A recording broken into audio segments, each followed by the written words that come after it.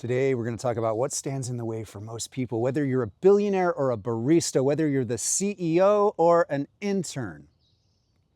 You share something in common. You share something with me and with every human being who's ever walked this planet, because there's something that limits all of us much more than we realize, whoever we are, however successful we are. And people who are the most successful are often limited the most by this thing we're going to talk about today, and limited in ways that they don't even realize, because this limitation that we're going to talk about today is so deeply ingrained in so many of us, so deeply ingrained in society, based on our upbringing, based on how we learn to move through the world, that we don't even see it. Because we're like the fish swimming in water. And one fish says, you know how it goes, "How's the water today?" And the other fish says, "What's water?" Because that one fish woke up to what it was swimming in, but most of us were swimming through something. We don't realize what we're swimming through. I didn't realize what I was swimming through most of my life.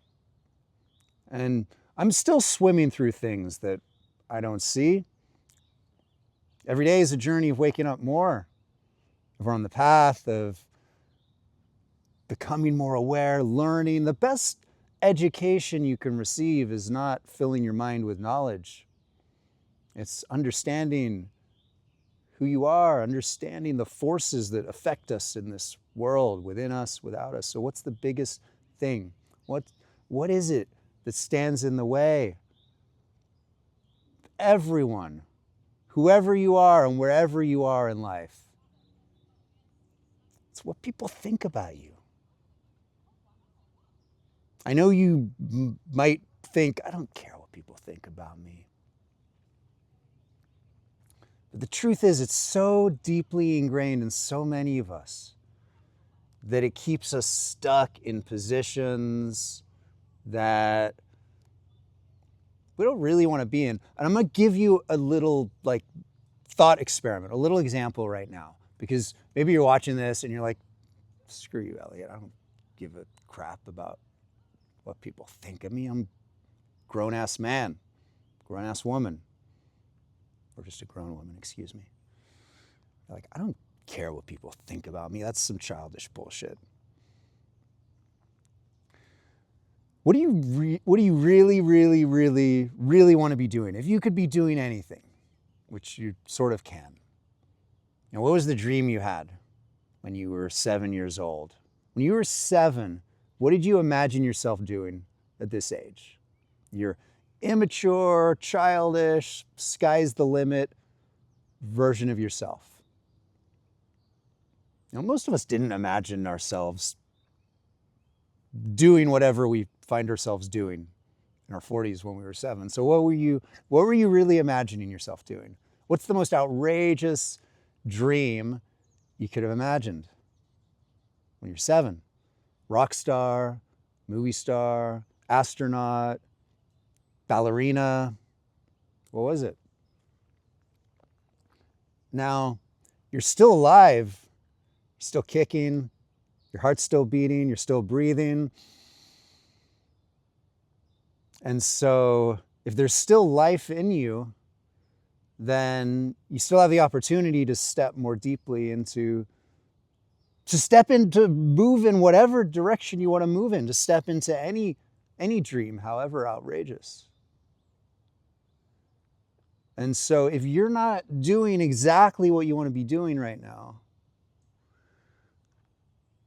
bring to mind the thing you most want to be doing. This is just between us. No one else has to know about this. I won't tell, I promise. What is it? What's the dream? What's the vision? What's the fantasy? Now, again, this is a thought experiment. You're not really doing this, but do this in your mind. You're going to quit your job. You're going to walk away from your business. You're going to somehow disassemble whatever it is you've built that isn't exactly what you want to be doing. Just going to disassemble it, walk away from it, hand it over to someone else, give it to charity. And then you're going to just start doing whatever you need to do to move into that dream that you had. Imagine yourself doing it. What comes up? Did it get you like at least a little bit excited? Come on. It's got to be a little bit. I'm excited just thinking about it for you. Your inner child, that child that still lives inside of you, that version of you at 7 that is still sort of wondering, when is it finally going to happen? Because that version of you is still alive in you. You wouldn't be here watching this video if it wasn't. I know you can feel it. I can feel it. That version of yourself is still there. It's still alive. And so how do they feel now? Thinking about taking a risk, going after that dream. Feels a little bit exciting, right? But what's the thing that stands in the way? And don't tell me it's not some variation on, what are people going to think? I'm going to be seen as crazy. I'm going to be seen as foolish.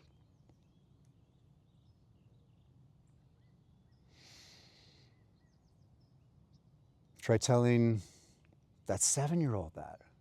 What if you told him that he can be whoever he wants to be, or she can be whoever she wants to be, however old you are, wherever you are on your journey? What if you chose to just be who you wanted to be?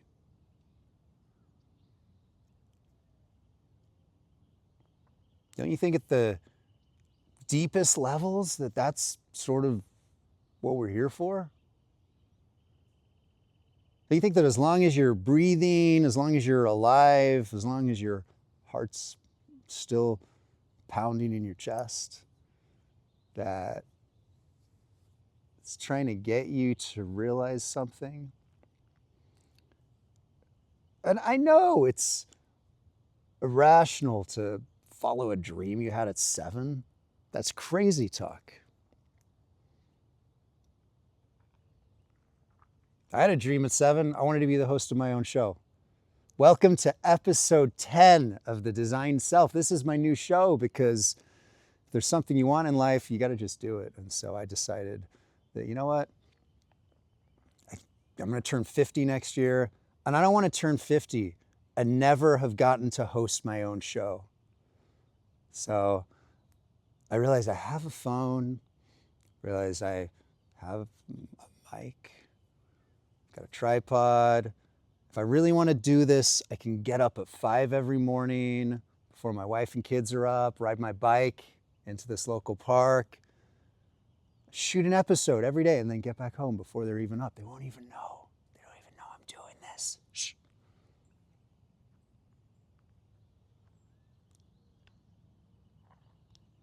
How would it feel if you took a step towards the most outrageous dream that you've ever had in your life, even if it seemed completely irrational or impractical or unrealistic, or that everyone was going to laugh at you?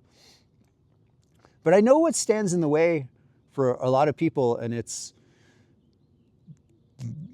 that I just don't know what to do. Don't know what I'm meant to do. So you get to that point where you're like, you know what?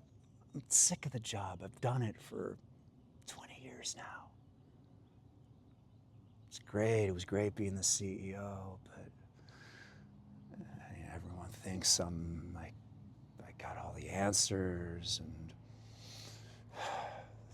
I'm just like this freaking hero. I don't feel like a hero. I just feel like a guy who's just trying to figure it out like everyone else. Everyone sees me a certain way, so I guess I gotta just keep showing up that way. But it's kind of exhausting because it doesn't really feel like who I really am. But I don't want to be ungrateful, because this is a really honorable position to be in. Everyone looks to me, and I'm creating abundance in the world and giving a lot of people their livelihood, and that's great. And that's all of that is beautiful, right? But if there's something else inside of you, there's something else calling to you,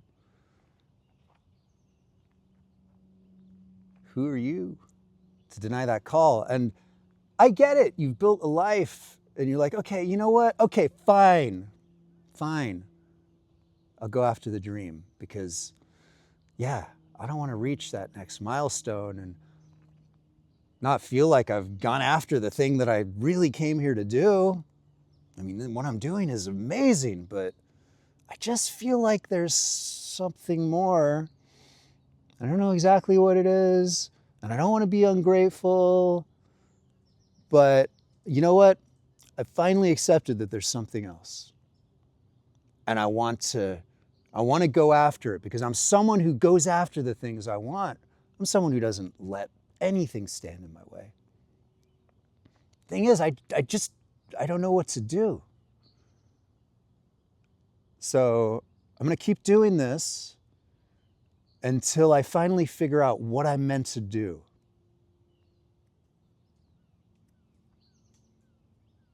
I'm going to tell you exactly what you're meant to do. Because that's what we're all waiting for, right? For someone to tell us what to do. Just like we went through our upbringing, being told what to do. We entered the workforce, being told what to do. We spent our lives being trained to know what to do because someone else tells us what to do. And so I'm going to tell you exactly what to do.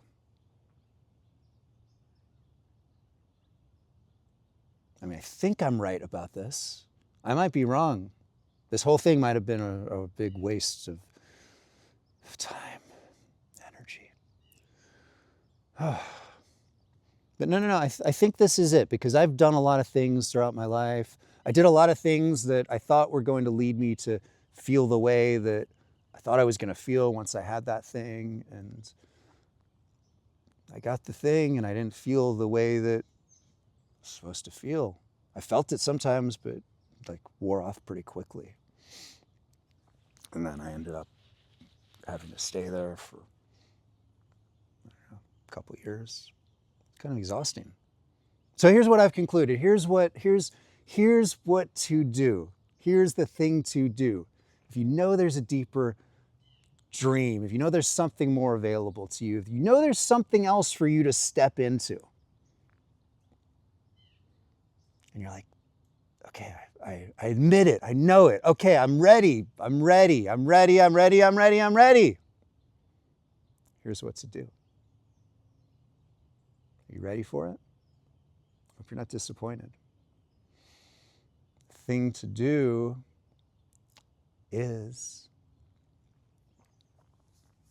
nothing. I know that sounds crazy. I'm going to do nothing. I'm just going to sit here for the next 40 years. I can't do that. I'm going to lose my mind. No, I'm not saying to just sit there for the next 40 years. I'm saying, what if the one thing you haven't done yet is nothing? What do you mean? Just sit there. What if you took a day? You just sat there. You did nothing. What if you took a year and you did nothing? Take some time. Do nothing. And through doing nothing, see what arises in you. See what comes up. See what feelings you didn't realize were inside of you and what thoughts you didn't realize were inside of you. And then see where that leads you next, because the answer you seek is inside of you. And the only way to get there is through letting yourself take some time to do nothing. This has been episode 10 of my new show, The Design Self. I'll be here every day with another episode. Thanks for watching. I'll see you tomorrow.